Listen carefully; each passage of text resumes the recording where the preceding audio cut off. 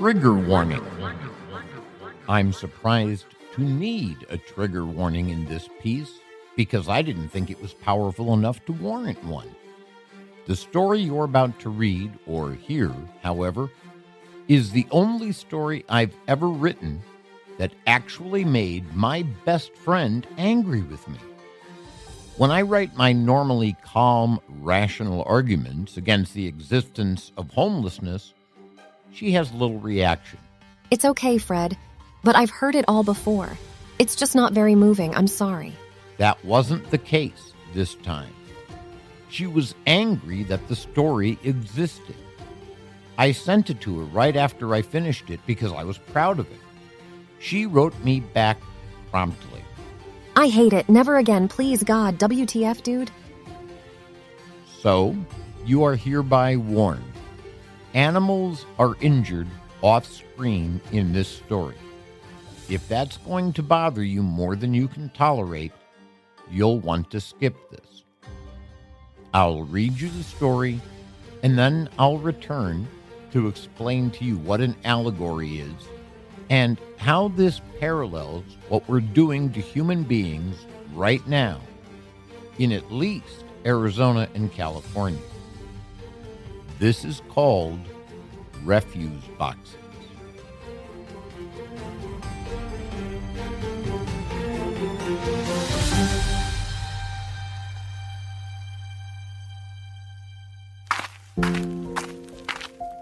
Fred's Front Porch Podcast is made possible by our patron saint, Edith Keeler, our unofficial patron saints, Boo Radley, Shoshana Edwards, and Miss Maudie, our producers, Coralie Day with Scott Knight, and the people on the porch. Welcome, fellow traveler, on this rock tumbling through space. I'm Fred, and this is my front porch. Come on up and sit a while. There are ideas to be discussed on this old set of nicely nailed together boards.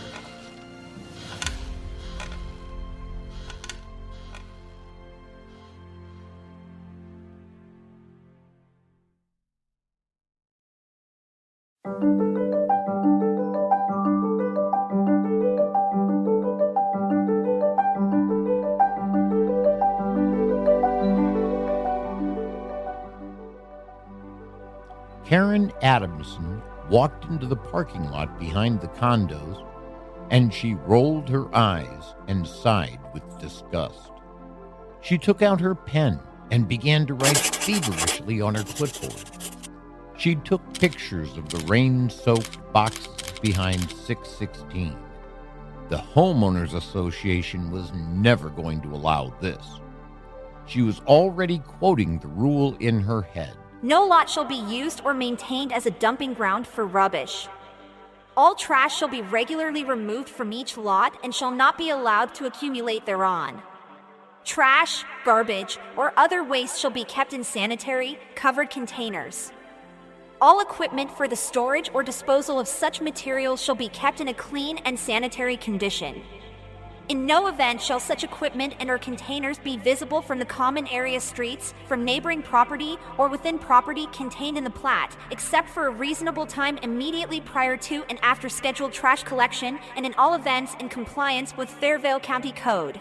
She was looking forward to talking to Mr. Singleman. She was going to show him who was in charge.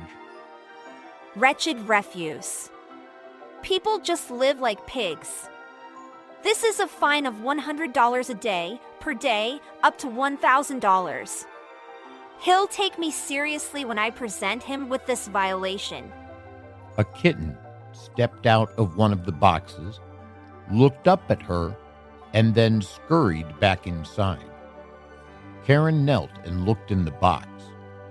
Cat food? What could this guy be thinking? Encouraging feral cats? That's a violation, too. That's another $25. A black and white puppy waddled out of another box. He saw Adamson and began jumping around her ankles, yipping excitedly. What kind of place is this? She kicked him away. The dog yelped and limped into another box. In a moment, its mother poked her head out and growled. Karen gave the dog a glare, and it went back inside.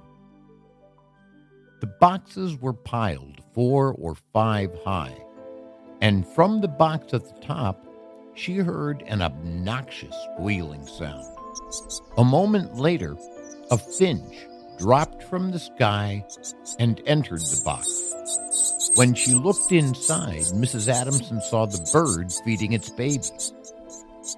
She stood staring at the disgusting mess that was the back of the condo 616, and then she thought, none of these horrid things is a pet. They're not registered. They're not licensed. They don't count. They don't matter at all. She took out a cigarette and lit it. She blew the smoke toward the animal tenement. These things are a menace, and these boxes, they're dangerous. They're Yes. She took a long drag from her cigarette. She grinned. They're a fire hazard. She flipped the cigarette into the box with the bird's nest and nodded. As the smoke began to waft out, she thought, I'll show them who is in charge. As the smoke grew thicker, she chuckled softly and walked away, enjoying the sound of the burning bird.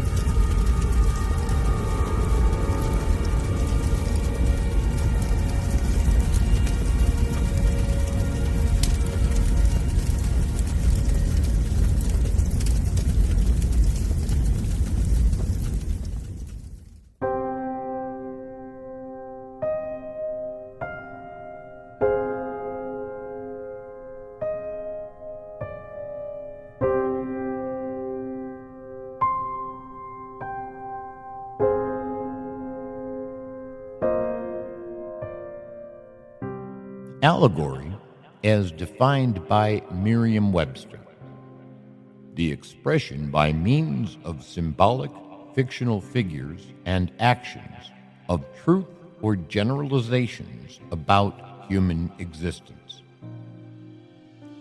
Refuse boxes is an allegory for the homeless. Its hidden meaning is, I think, completely clear.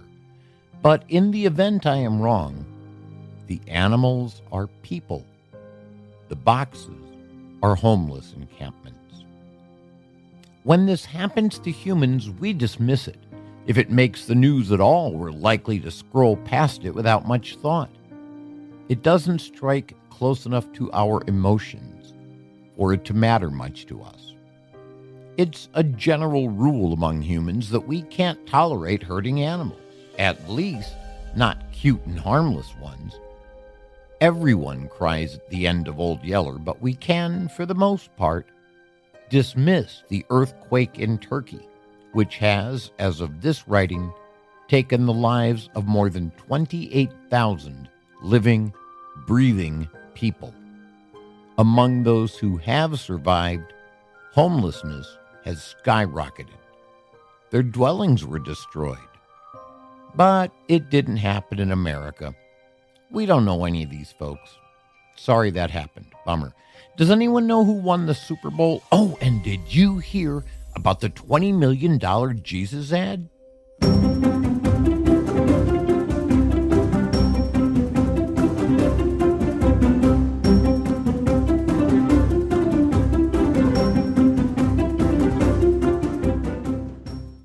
I'm starting my very own dogcast.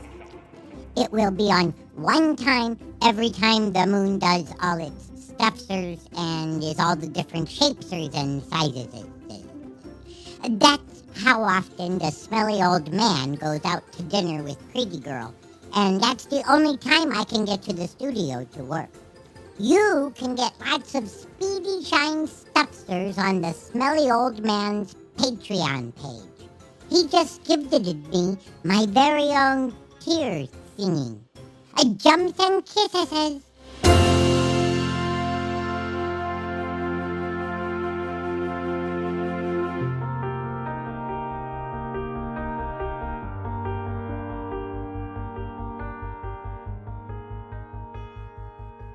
Our priorities are misplaced. This is not to say that animals don't matter. If anything ever happened to Speedy Shine, my dog for those who are new here, I would be devastated.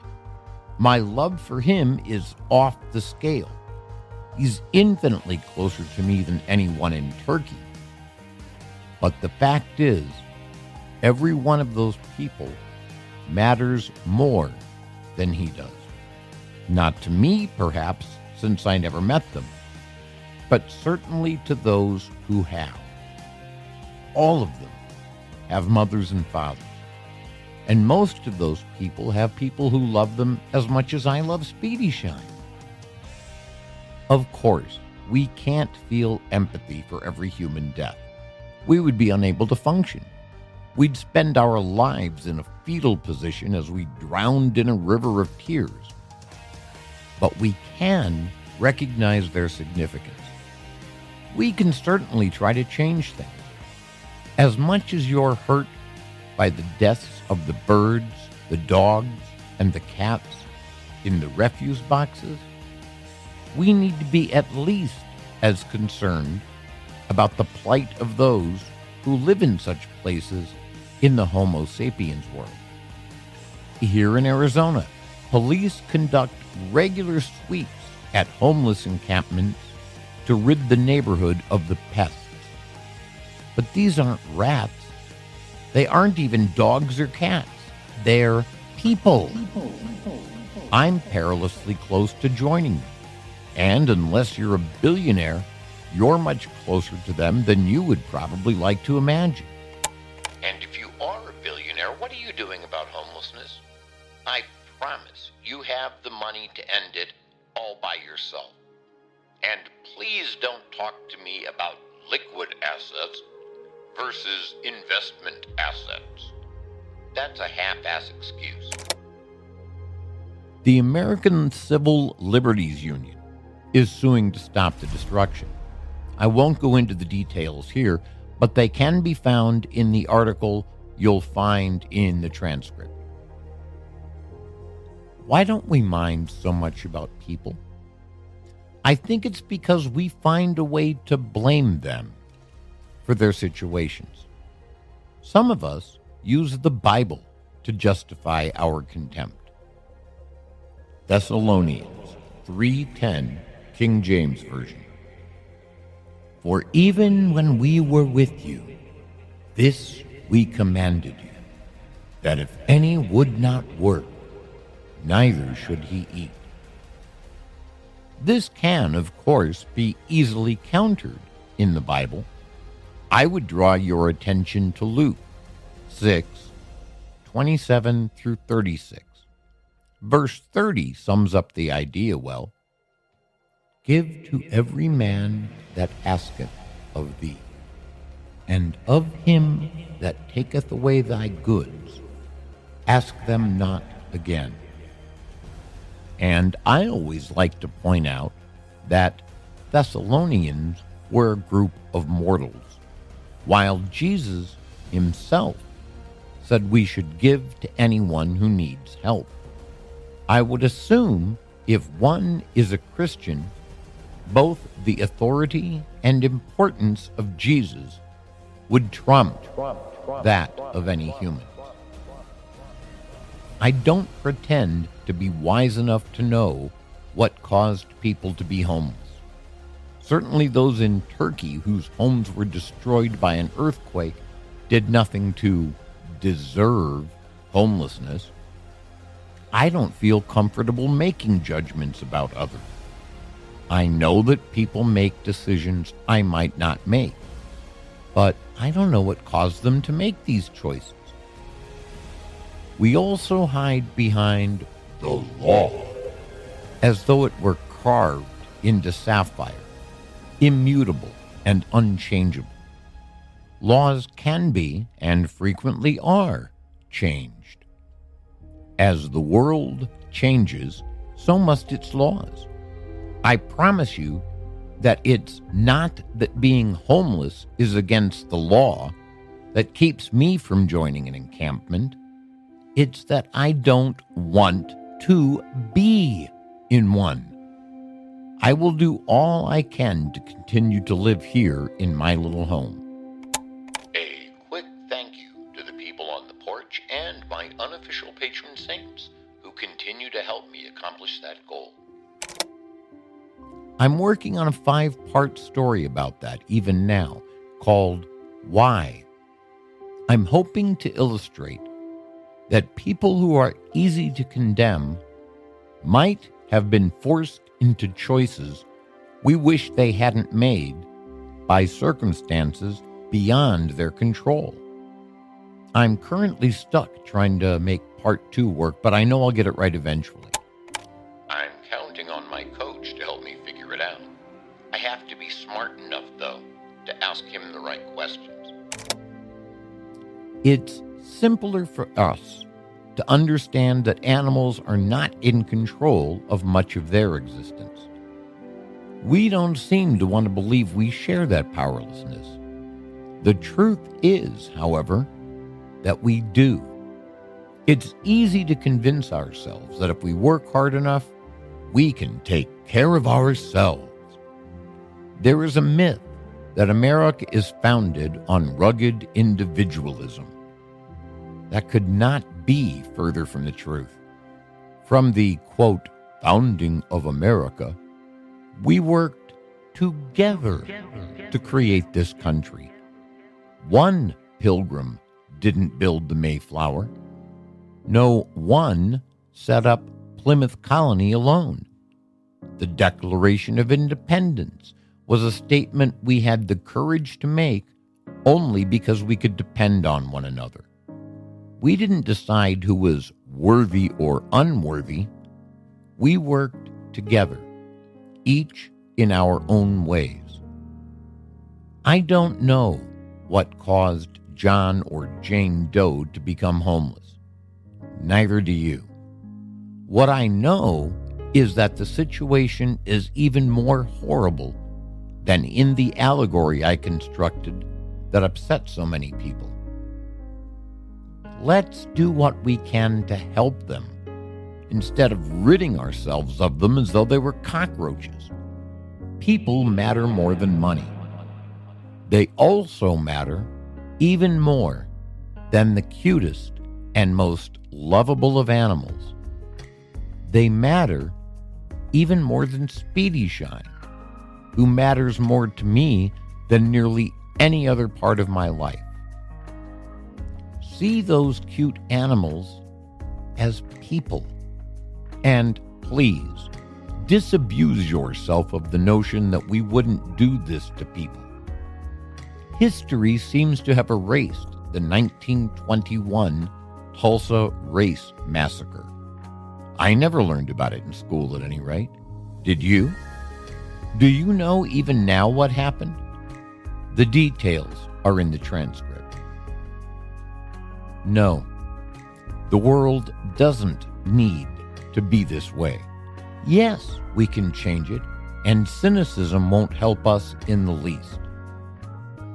If I managed to make you feel some catharsis in this episode, perhaps I've helped you to understand that people matter, and we need to help them. We can. We should. I believe, inevitably, we will. When we do, we can shine.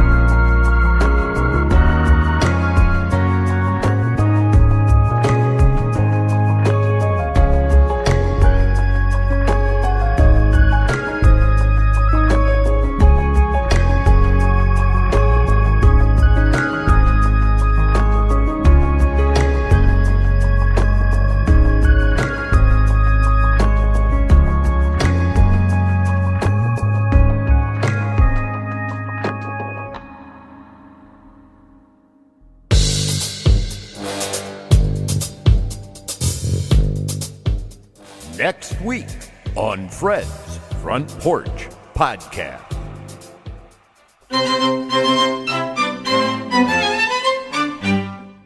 Today, February 16, 2023.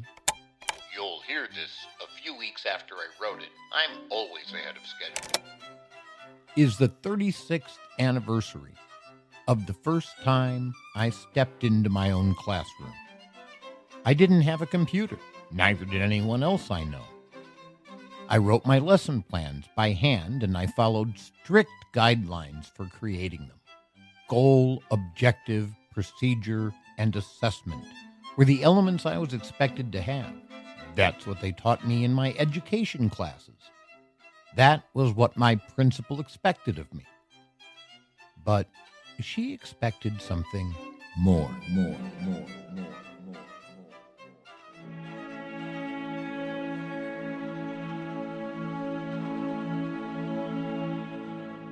The following are people who are deeply important to me. They keep me alive, and they give me a reason to continue doing this show by giving me their time. Our minutes are our most precious possessions, and I'm grateful you grant me some of yours. We live in a world dominated by the need for money. Thank you for giving me some of yours. It makes more difference than you probably believe. These are the people on the porch. Our patron saint is Edith Keeler. Our unofficial patron saints are Boo Radley, Miss Maudie, and Shoshana Edwards. Our producers are Coralie Day with Scott Knight. Our patrons are Mary Rosello, Sherlock the Mystery Patron, Marie Janicki, Elizabeth Jones, Love of My Life, Sandy Brower, Kevin Boyce, and Joe March. Our sponsors are Karen Herbert, Alex Oliphant, Jake Margaram, Frau Beluga,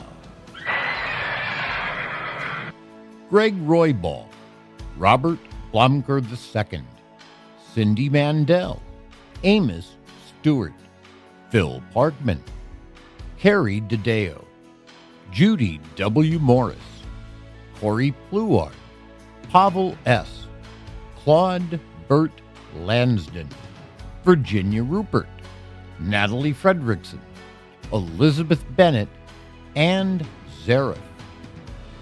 Our supporters are Jackie Jolly, Christine Pavlik, Susan Oskey, Glenn Elfman, Stephanie Hansen, Kim, Deborah Rice, Jamie Sassy, Andrea Grinstead, MJ, Roxanne Wolf, Michelle Sylvester, Ursula Phillips, Sarah Nimitz, John G., Christy L. Patterson, Mark Rosema, Corey, and Shoshana Edwards.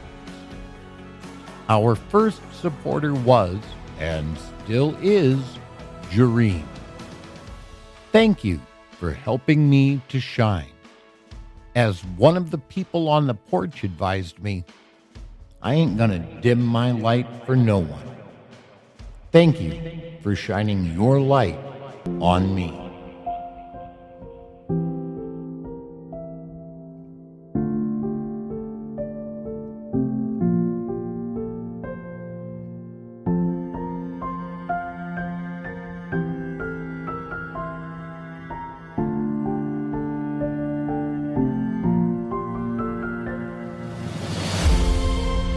Thanks for letting me share my thoughts and ideas with you. Get your episodes of Fred's Front Porch early and commercial-free on Patreon. And now, check out our new website at fredsporch.info. There's no punctuation, and yes, it bugs me too. But welcome to the internet. I'll talk to you next week.